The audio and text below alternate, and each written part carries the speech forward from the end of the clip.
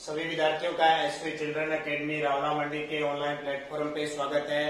तो प्यारे बच्चों, आपको लगातार क्लास दी जा रही है ना सामाजिक विज्ञान कक्षा 6 के जितने भी विद्यार्थी हैं सामाजिक विज्ञान आप पढ़ रहे हो। आपको पहला पार्ट पूरा करवा दिया, दूसरे पार्ट की हम चर्चा कर रहे हैं अध्याय नंबर 2 और इस पार्ट का नाम आपने देख लिया होगा। इस पार्ट का नाम क्या है? खाद्य संग्रह से भोजन उत्पाद तक। खाद्य संग्रह से भोजन उत्पाद तक इसका नाम है।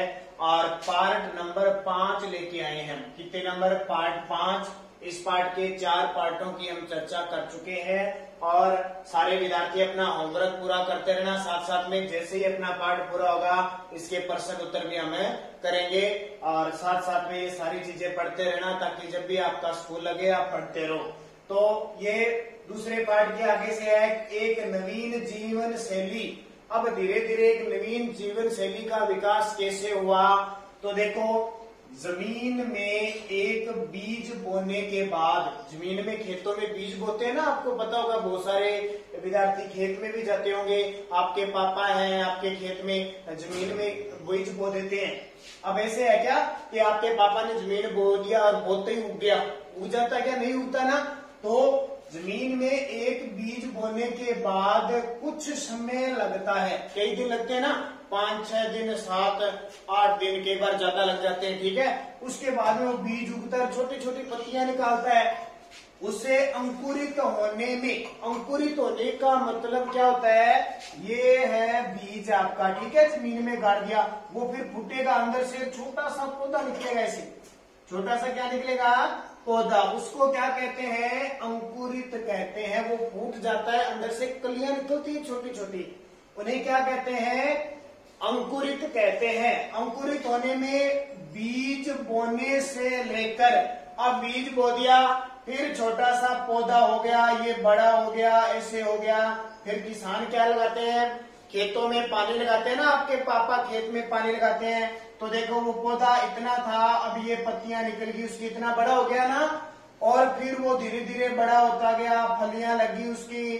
जैसे आजकल नरमा खड़ा है, नरमे के टिंडियां लगती है, उसके बाद में नरमा क्या पक जाता है। तो फसलों के पकने तक सिंचाई करने, खरपतवार हटाने, ठीक है, जैसे पौधा बड़ा हो गया, खेत में पानी की बारी होती है, सिंचाई करते हैं ना, सिंचाई करने, खरपतवार हटाने। खरपतवार तो खुद ही करते हैं ना, खुद ही घास निकालने के लिए, ठीक है। खरपतवार क्या होता है?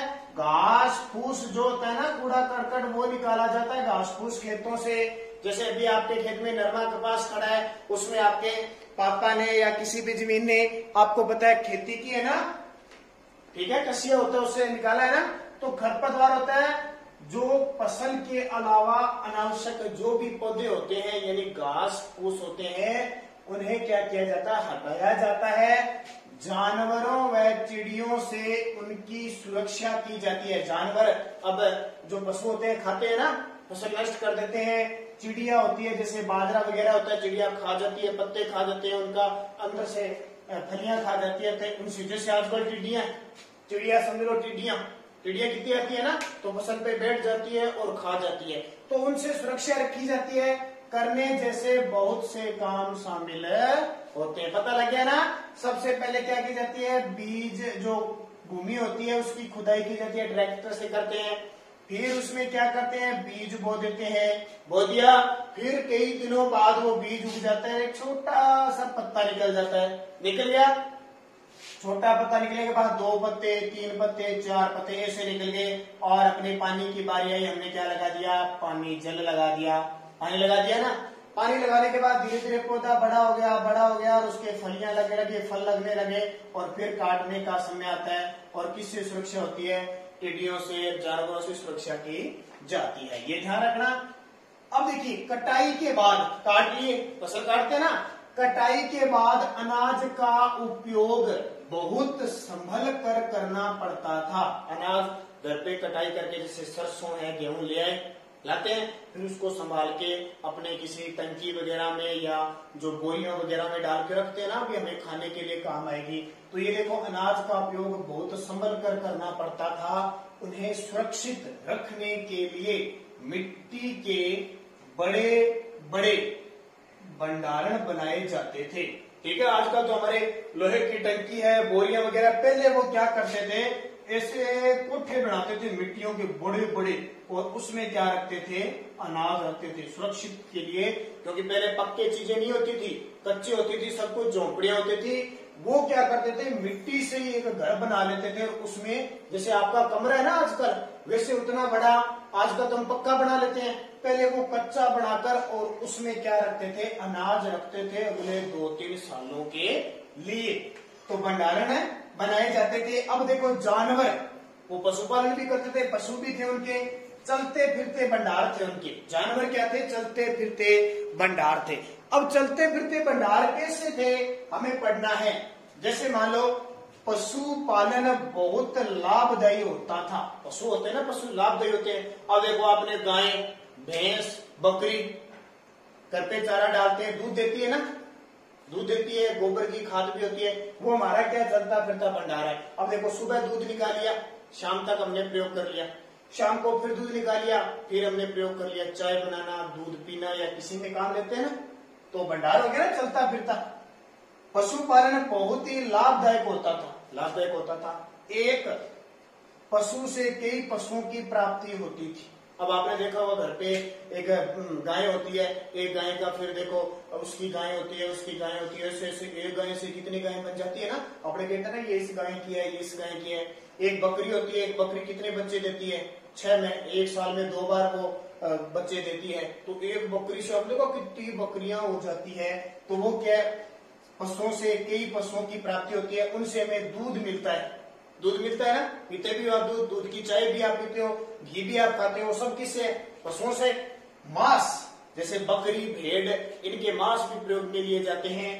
तथा हल चलाने, बैल होता है ना, बैल, उसको हल चलाने और बोझा ढोने के काम भी आता है। तो ये जानवर क्या होते हैं, चलते फिरते भंडार होते हैं, दूध देते हैं, मांस काम में आता है, हल चलाने के काम में आते हैं और बोझा ढोने के काम आते हैं। अब देखो आगे, आओ प्रारंभिक कृषकों और पशुपालकों के बारे में पता करें। आओ पहले शुरुआत में कैसे किसान हुआ करते थे, कैसे पशु पालते थे, कैसे उन्होंने खेती करना शुरू की, उनके बारे में हम बताएंगे। तो आओ प्रारंभिक कृषकों और पशुपालकों के बारे में क्या करना है, हमें पता करना है। तो देखो अब पता कैसे करेंगे, हमें क्या पता चलेगा कहां से क्या है। तो इनके अवशेष मिलते हैं अलग जगह से, जैसे इसके अवशेष पश्चिमोत्तर क्षेत्र, पश्चिमोत्तर का मतलब होता है उत्तर और पश्चिम, पश्चिमोत्तर, पश्चिम प्लस उत्तर क्षेत्र। आधुनिक जो कश्मीर है ना, जम्मू कश्मीर कहते हो, जम्मू कश्मीर में आतंकवादी आ गए, वो कश्मीर पूर्व में जहां से सूर्य उगता है और दक्षिण भारत में पाए गए हैं। यहाँ पर अनेक क्षेत्र पाए गए हैं जहाँ कैसे कृषि की जाती थी, कैसे पशुपालन किया जाता था। वैज्ञानिक खुदाई में, अब ये खुदाई कौन करता है, वैज्ञानिक करते हैं ना, या हम करते हैं, हम खोदते हैं क्या, नहीं खोदते ना।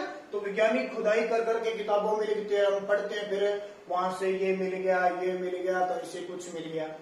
तो वैज्ञानिक खुदाई में पौधों और पशुओं की हड्डियों के नमूनों का अध्ययन करते हैं। क्या करते हैं, वैज्ञानिक खुदाई में पौधों और पशुओं की हड्डियों के नमूनों का अध्ययन करते हैं। अब देखा, हड्डियां अपने किसी पशु को गाड़ देते हैं ना, जब उसकी मृत्यु हो जाती है मानव की, तो हड्डियां गलती नहीं है, हड्डियां जमीन में पड़ी रहती है। अब वैज्ञानिकों ने बहुत साल पहले खोज की, नीचे हड्डियां मिली, कहीं से खोपड़ी मिल गई, कहीं से पैर मिल गया, कहीं से कुकड़ मिल गया, सींग मिल गया। तो अंदाजा लगा दिया कि पहले पशु हुआ करते थे और पशुओं से क्या है वो काम में लिया करते थे। तो अंदाजा लगाया, ठीक है। कहीं पर जले हुए अनाज के दाने मिले हैं, कहीं पर जो जले हुए अनाज के दाने होते हैं ना वो मिले। जले हुए अनाज का मतलब, इसका मतलब पहले फसल होती थी और अनाज को बूंद बूंद कर खाते थे, सेक सेक कर खाते थे। जले हुए देखना, दाल वगैरह जली हुई देखिए, तो जले हुए अनाज के दाने मिले हैं। वैज्ञानिकों ने अनाज के दानों का अध्ययन किया, अनाज के दानों का अध्ययन किया, ये किस किस फसल के हो सकते हैं।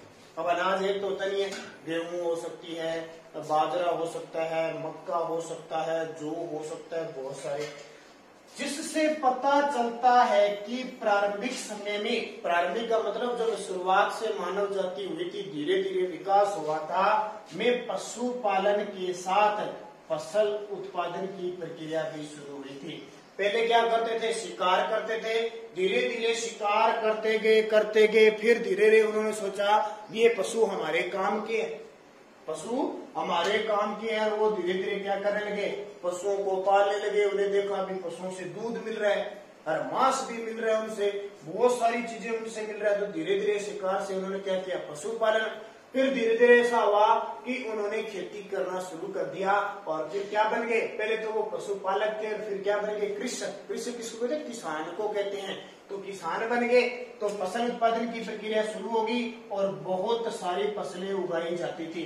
जैसे कौन कौन सी, तो गेहूं उगाई जाती थी, जौ उगाए जाते थे, चावल उगाए जाते थे, ठीक है, कपास उगाई जाती थी, ये सारी चीजें उस समय उगाई जाती थी। और धीरे धीरे कृषि का विकास हुआ, और आज बहुत सारे लोग के किसान खेती कर रहे हैं ना, आज हम सब के बारे में पता है।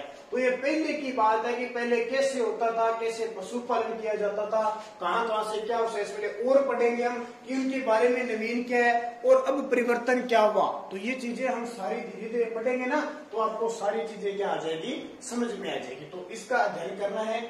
फिर इस पाठ में कुछ और बातें भी पढ़ेंगे कि उसमें क्या होता है, किस तरह की शैली का जन्म होता है। तो बढ़िया तरीके से आप अपनी किताब में से पढ़ते रहे ना, ऐसे नहीं यहाँ आपको करा दिया, क्योंकि आपको पता है घर पे आपको चेक किया जाता है ना, सारा मैटर चेक करवाया जाता है, आपको कॉपी में काम किया है कि नहीं किया। कई दिनों पहले से हम आप वहां चक्कर लगाते रहेंगे, और आपके पिता से पूछेंगे क्या क्या पढ़ रहे हो, क्या नहीं पढ़ रहे हो। रोज की जो क्लास आपको मिलती है ना, रोज उस क्लास को देखा करो, ताकि आप बढ़िया तरीके से अध्ययन कर सको।